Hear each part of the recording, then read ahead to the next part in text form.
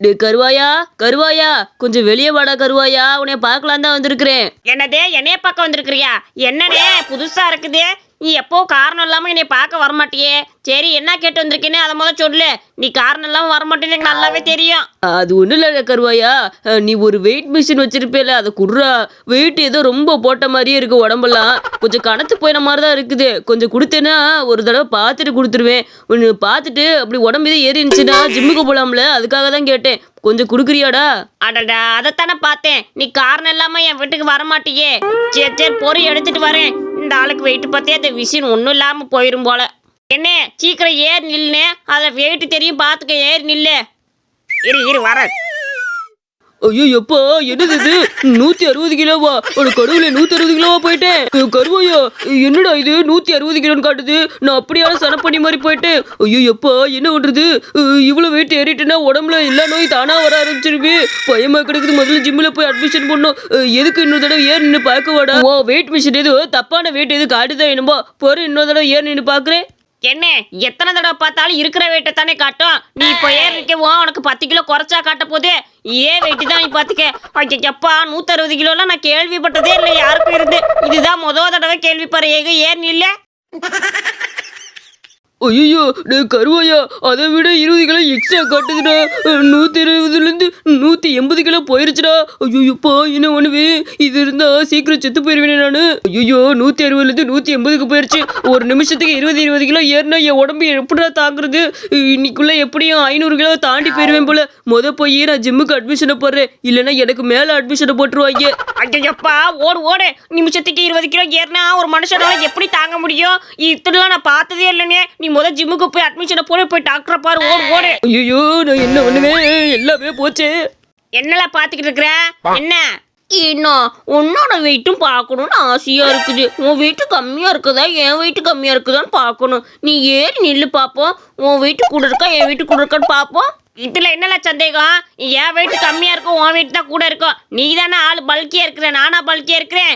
நீ முதல்ல ஏறி நில்ல, அதுக்கப்புறம் நான் ஏறி நிக்கிறேன். இல்ல நானே ஏறி முதல்ல நிக்கிறேன். என் வெயிட் முதல்ல கம்மியா இருக்குதான்னு பாத்துக்கிறேன், அதுக்கப்புறம் உங்களோட பெட்டு கட்டுறேன்னு. இப்படி வச்சு இவனுக்கு வெயிட்டு கூட காட்டட்டும். ஐயோ என்னது இது 120 கிலோ காட்டுது?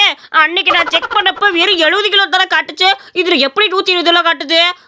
ஏதோ சதி இது பண்ணிட்டானா? ஐயோ தடியனுக்கு சொல்லிட்டு இப்ப நமக்கு வேற அது டபுள் மடங்கா ஏறி கிடக்குது. நம்மளா தடியனுக்கு பின்னாடி காலை வச்சனால ஏறிச்சு, நமக்கு காலை வைக்காமே ஏறி இருக்கிற என்ன அர்த்தம்? என்னது இது பின்னாடி என்னமோ இடிக்கிற மாதிரியே இருக்குது. அட பாவி சண்டாளா, ஏலே உனக்கு எவ்வளவு தைரியம்? நான் தடியனுக்கு பண்ணதை எனக்கு பண்ணிக்கிட்டு இருக்கிறியா? எவ்வளவு தைரியத்தை பின்னாடி காலை வச்சு வேட்டி ஏற்றி கட்டியிருப்பேன். கொஞ்ச நேரத்துல எனக்கு பக்கம்னு ஆகி போச்சு.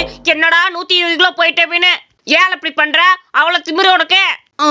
நீ மட்டும் தடினுக்கு பண்றப்ப அவன் இனிச்சுச்சா பாவந்தாரு. வெயிட் ஏறிடுச்சு. இந்நேரம் என்ன இந்த ஆஸ்பத்திரிக்கு ஓடுறேன், எந்த ஜிம்முக்கு ஓடுறான்னு தெரியல. சரியான கலவனி போய் சொன்னடா நீ. குட்டிக்கருவாயா, அது ஒரு காரணமாத்தான். அவன் மட்டும் டயட் இருந்தான்னு வச்சுக்கவே தினமும் சிக்கன் சாப்பிடுவான். அப்ப நமக்கு கிடைக்கும்ல, அதுக்காக தான் அப்படி பண்ணேன். அவன் தினமும் சிக்கன் சாப்பிடுவான்ல, அப்ப நம்ம கொஞ்சம் வாங்கிக்கலாம், அதுக்காகத்தேன். ஒரு டீ போட சொன்னா கழனி தண்ணியை போட்டு வச்சிருக்கிறியா? எப்பா இது டீ மாதிரியா இருக்குது? உன் தூயத்துக்கு மூஞ்சிலே ஊத்துறா கூட இனிப்பு வராது, ஒன்றும் வராதுடா. நீல என்னடா என்ன வேணும்? எதுக்கு அப்பா குறுகுன்னு பார்த்துக்கிட்டு இருக்கிற? என்ன வேணும்னு சொல்றா? எனக்கு 2 முட்டை போண்டா ஃப்ரீயா கொடு. காசு இல்ல. முட்டை போண்டா ஃப்ரீயா கொடுத்தா சாப்பிட்டுட்டு உன்னை தொல்லை பண்ணாம போயிடுவேன்.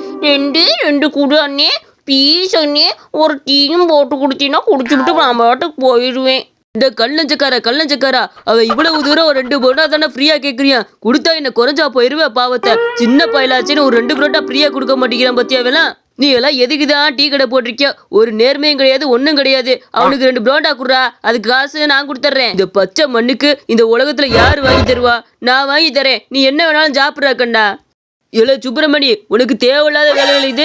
இவனை பத்தி உனக்கு தெரியாது. முழுசா தெரிஞ்சா நீயே வாங்கி கொடுக்க மாட்ட. பாத்துக்க, பேசாட்டு வேலையை பார்த்துட்டு போயிரு. அது உனக்கு நல்லது. அவ்வளவுதான் நான் சொல்ல முடியும். பாத்துக்க, இது உனக்கு வேண்டாத வேலைடா, ஞாபகத்துல வச்சுக்க. ஏடா எதடா வேண்டாத வேலைங்கிற? இது வேண்டுற வேலைதான். நீ அவனுக்கு கொடுத்தே ஆகணும். இப்ப நீ மட்டும் அவனுக்கு போண்டா கொடுக்கல, உன் மேல கேஸ் போடவும் தயங்க மாட்டேன். பாத்துக்க, அப்பாவி குழந்தைய ஏதாவது கேட்டா கூட தர மாட்டேங்கிறான்னு. பாத்துக்க, ஒழுங்கா கொடுக்குறியா இல்லையாடா? நான் காசை கொடுக்குறேன்னு சொல்றேன்ல. இனி உன் நல்ல மனசுக்கு நீங்க இருக்க வேண்டிய ஆளே இல்ல. எவ்வளவு நல்ல மனசு. ச்சே, இந்த உலகத்துல இப்படிப்பட்ட ஆளுங்களும் கூட இருக்கிறாங்க. இவனை மாதிரி கேவலமான ஆளுங்களும் இருக்கிறாங்க. ரொம்ப நன்றி அண்ணே. இந்த பாரு, அந்த பையனுக்கு என்ன கேக்குறானோ அதை கொடுக்கணும். இந்த போன் பேசிட்டு வந்துடுறேன்டா. ஒரு ஆள் வரேன்னு சொல்லியிருக்காரு, பார்த்துட்டு வந்துடுறேன். அந்த பையன் சாட்டத்துக்கு மொத்த பிள்ளை நானே ஏத்துக்கிறேன். பாத்துக்க, ஒழுங்கா கொடுக்குற வழியப்பாடு. என்னடா வெள்ளையா, உனக்கு நோஸ் கட்டா போச்சா? பாத்தியா, எனக்கெல்லாம் ஆள் வச்சிருக்கிறேன். சரி சரி, முட்டை போண்டாவை எடுத்துட்டு வா.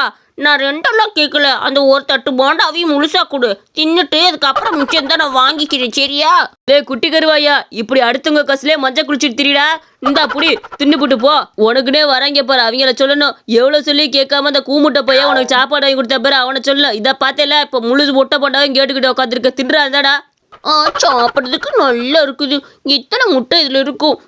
இதுல கிட்டத்தட்ட 30 போண்டா பக்கத்துல இருக்கும் போல. நல்ல வேட்டை தான். அவன் வர்றதுக்குள்ள சாப்பிட வேண்டியதுதான்.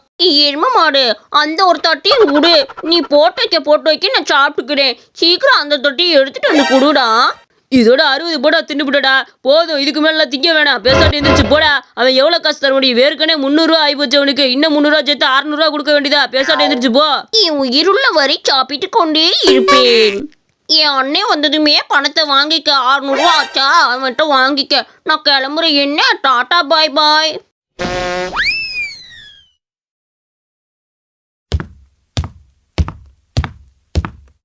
எங்க என் தம்பி சாப்பிட்டு போயிட்டானே. அவன் வயிறு நிறைஞ்சா என் மனசு நிறைஞ்ச மாதிரி. இந்தாடா 20 ரூபா. எப்படி 2 முட்டை பொண்ணா தின்றுப்பியா? இந்தா 20 ரூபா. பாவம், டீ குடிச்சிட்டு போனான்ல தெரியல. நீ குடுத்திருக்க மாட்டாடா கேட்டாலும். சரி புடி, இந்தா 20 ரூபா. ஏய், எங்கடா 20 ரூபா கொடுக்குற? எங்க 20 ரூபா கொடுக்குற? அவன் மொத்தமே 60 முட்டை போண்டா தின்னுட்டு போயிருக்காண்டா. ஒரு போண்டா 10 ரூபா பார்த்துக்க. மொத்தம் 600 ரூபா ஆச்சு. ஒழுங்கா 600 ரூபா எடுத்து வச்சுட்டு போ. இல்லன்னு வச்சுக்க, நீ இந்த கடையில வேலை பார்க்க வேண்டியதான். நான் அப்பவே சொன்னேன், கேட்டியா? அவனை நம்பாதன்னு. அவன் தான் சதிகாரன்னு உனக்கு தெரியாதா? இந்த கிராமத்துக்கே தெரியும்டா, அவன் முணுக்குக்காம வேலை பார்த்துட்டு போற ஆளுன்னு. ஐயோ எப்பா, என்னடா சொல்ற? ஒரு மனுஷனால 60 முட்டை போட்டா திக்க முடியுமா? அது வயிறா இல்ல வேற எதுமா தெரியலையே. வயிறு வச்சிருப்பானா, உள்ள அண்டா கிட்ட வச்சிருக்கானு தெரியல. எல்லாத்தையும் பிச்சு போட்டு போயிட்டானே. 60 முட்டை போட்டா திட்டுருக்கானா? ஐயோ, 600 ரூபா இழுத்து விட்டு போயிட்டானே. நான் என்ன ஒண்ணுமே. இவனுக்கு நல்லது நினைச்ச பாவத்துக்கு நம்ம தலையில பட்டை அடிச்சு விட்டு போயிட்டான். எங்க யாரு பட்டை அடிச்சாலும் பரவாயில்ல, எனக்கு காசு கரெக்டா கொடுத்துட்டு போயிடணும். பார்த்துக்க, ஒழுங்கா 6 ரூபா எடு. நான் அப்பயே சொன்னேன், கேட்டியா? அவங்க குடும்பம் மொத்தமே அடுத்தவங்க காசுல மஞ்சள் குளிச்சுட்டு திரிகிறவங்க. அவங்கள்ட்ட போய் நீ மாட்டின பத்தியா? தேவையில்லாத வேலை பண்ணிட்டோமோ. பேசாம நம்மளும் அமைதியா உட்காந்துட்டு இருக்கலாம். இந்தாயா 600 ரூபா, நான் கிளம்புறேன். வாங்க மக்களே வாங்க. வெறும் 19 ரூபாய்க்கு fried rice, noodles, chicken biryani. வாங்க. வெறும் 19 ரூபாய்க்கு தரப்படுது. எல்லாம் ஓடி வாங்க. அப்புறம் போச்சுன்னா எனக்கு கேட்கக்கூடாது. ஓடி வாங்கம்மா. இல்லை 19 ரூபாய் இந்த ஓடி வந்துட்டேன். ஐயோ எப்பா, கால் அடி விட்டு கீழே வந்துட்டேனே எப்பா. கிளவியா, நிதானமா ஓடி வர வேண்டானே. இந்த வயசான காலத்துல அப்படி என்ன ஓட்டம் உனக்கு? எப்பா, நீ ஓடி வரதை பார்த்து பில்டிங்கே எல்லாமே ஆடுது பார்த்துக்க. சரி, இந்தா 19 ரூபாய்க்கு தான் எல்லாமே வாங்கிக்கிறியா? இல்லை நீ தான் 19 ரூபாய்க்கு போட்டுட்டு இருக்கியா? உன்னை நம்பி எதுவுமே வாங்க முடியாதுல்ல. நீ எல்லா விஷயத்துலையும் ஏமாத்திக்கிட்டு இருக்கிற பார்த்துக்க. அதனால உன்னை நம்பில வாங்க முடியாது. ஆமாம், முதல்ல எதுக்கு இது 19 ரூபாய்க்கு இதெல்லாம் கொடுக்குறேன்னு சொல்லிக்கிட்டு இருக்கிறேன். ஆமாம், எதுக்கு இவ்வளோ ரேட்டு கம்மியாக கொடுக்குறேன்னு சொல்லிட்டு இருக்கு? எனக்கு இன்னும் டவுட்டாக இருக்குதே. ஆமா பாட்டி, இவனெல்லாம் சந்தேகப்படலன்னா அவ்வளவுதான். பாத்துக்க, இவன் நம்ம தலையில மிளகா அரைச்சு விட்டுறியான். இவன் எதுக்கு இதெல்லாம் 19 ரூபாய்க்கு போடுறான்னு கேளு. இல்ல, என் கடையை நல்லா வளர்க்கணும். அதுக்காக இப்படி என் கடையை ப்ரமோட் பண்ணிக்கிட்டு இருக்கிறேன். இப்படி 19 ரூபாய்க்கு கொடுத்தா இதோட சுவை எல்லாத்துக்கும் போய் சேரும்ல. அப்ப எல்லாரும் என் பிரியாணியா அடுத்தடுத்து வாங்கி சாப்பிடவும் ஆரம்பிப்பாங்க. அதுக்காக தான் அப்படி பண்றேன், வேற எதுக்காகவும் இல்ல கிழவியா. அப்படியால, நான் கூட என்னமோ நினைச்சு பிடிச்சேன். 19 ரூபாய்க்குன்னா பரவாயில்ல, எனக்கு கொண்டால. எனக்கு அந்த நூல்ஸை கொண்டா சாப்பிடணும்னு ரொம்ப நாள் ஆசைப்பட்டுக்க. ஏண்டா, என்னது இது இத்தனோடு தரேன்? 19 ரூபாய்க்கு நிறைய கொஞ்சமாச்சும் கொடுக்கலாம்ல. இது என்னடா, ஒரு நூல்ஸ் கூட இருக்காது போல, இதை போட்டு கொடுத்துக்கிட்டு இருக்க. இல்லை என்னெல்லாம் இது 19 ரூபாய்க்கு இத்தினூண்டு கொடுக்குற? நான் கூட நிறையா கொடுப்பேன்னு நினச்சி வந்தா என்னெல்லாம் இத்தினூண்டு கொடுக்குற? ஒரு நூல்ஸ் கூட இருக்காது போல எழுதுல. 19 ரூபாய்க்கு அவ்வளோதான் தர முடியும். இதுக்கு மேலே எங்கே தர முடியும்? அவ்வளோதான் என்னால் கொடுக்க முடியும். பார்த்துக்க, ஆளுகளை பாரு, கொடுக்குறதா 19 ரூபாயாமா. அதுக்கு இது தரதே பெரிய விஷயம். இதுங்களுக்கு நிறைய வேற வேணுமா? கருவாயா, 19 ரூபாய்க்கு நூடுல்ஸ் பிரியாணி, சிக்கன் பிரியாணிலாம் தந்துட்டு இருக்கியாமே. சரிடா, எனக்கு நூடுல்ஸ் 19 ரூபாயில ஒரு 5 கட்டு பார்ப்போம். எப்படி மூளை யோசிக்கணும். என்ன 5 எல்லாம் தர முடியாது, ஒரு ஆளுக்கு 1 தான். பார்த்துக்க, அப்படிதான் நான் ரூல்ஸ் போட்டு வித்துக்கிட்டு இருக்கிறேன். நீ என்ன 5 கேட்குற? 5க்கெல்லாம் வழி இல்லை. 19 ரூபாய்க்கு 1 வேணா தரேன், சாப்பிட்டு விட்டு போ. அடே பயங்கரமான ஆள் இருக்கிற. நான் வந்தது கேட்டதுக்கு அப்புறம் உன்னோட ரூல்ஸை மாத்திரியாக்கும். நான் 5 கேட்டதுக்கு அப்புறம் அப்படியே மாத்தி விட்டானே. இந்த கருவாயின் பையன் பயங்கரமான ஆளா இருக்கிற. எப்படிலாம் யோசிக்கிறான்னு மட்டும் பாருங்களே. நான் இப்படி இல்லைன்னா பூமியில வாழ முடியாதுன்னே ஞாபகத்தில் வச்சுக்க. அடியனே குட்டி கருவாயா, இன்னைக்கு நம்ம ஒரு புதிருக்கு போவோமா? இன்னைக்கு நான் ஒரு கேள்வி கேட்பேன், நீங்க 2 பேருமே பதில் சொன்னா இன்னைக்கு உங்களுக்கு 500 ரூபாய் பரிசு இருக்குது. ஏலே இன்னைக்கு நான் என் மூளை கசக்கி யோசிச்சு சொல்லுவேன்டா. எதா இருந்தாலும் கரெக்டா சொல்லிவிடுவேன் பாரு. இன்னைக்கு எடுத்ததுமே பதில சொல்லாம நல்லா அதுக்குள்ள போய் ஆழ்ந்து யோசிச்சு சொல்றேன் பாரு. ஆமாட்டி என்ன சும்மாமா எல்லாத்தையும் இன்னைக்கு நான் யோசிச்சு சொல்லி தரேன் பாரு. சரி அதெல்லாம் இருக்கட்டும். நான் கொஸ்டினை கேட்கிறேன். என்ன தட்டானுக்கு சட்டை போட்டால் குட்டை பையன் கட்டையால் அடிப்பான், அவன் யார்? ஐயோ என்ன இது கேள்வி. தட்டானுக்கு சட்டையை போட்டானா? தட்டா என்னைக்குடா சட்டையை போட்டுச்சு? எனக்கு தெரிஞ்சு போச்சு. தட்டானோட மகன் தான் குட்டை பையன். அவன் தான் தட்டான் சட்டை போட்டா குட்டைய பையன் கட்டையால் அடிப்பான். அது சரியான விடுதானே. தட்டானோட மகன் தான் நினைக்கிறேன். அது இலையை வளைச்சு விட்டு அடிச்சு முடியே ஓடி போயிரு. தட்டனோட மகன் தடியனே. நீயாச்சு கரெக்டான பதில சொல்லுவேன்னு பாக்குறேன். சொல்லுனே. கருவாயா உண்மையிலே எனக்கு தெரியலடா.